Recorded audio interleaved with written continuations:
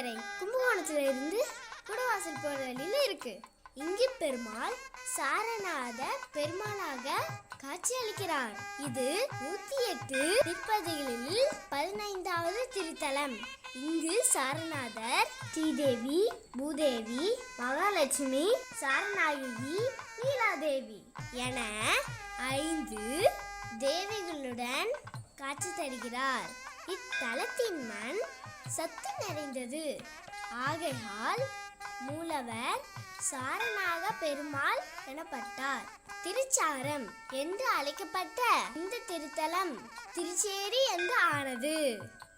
கோயிலுக்கு கிழக்கே புகழ்பெற்ற சாரகரணி உள்ளது. இங்கு நாம் குடும்பத்துடன் நிதானமாக இறைவனை தரிசிக்கலாம். இக்கோயிலின் சிறப்பம்சம் கடன் நிவர்த்தி திருத்தலம்.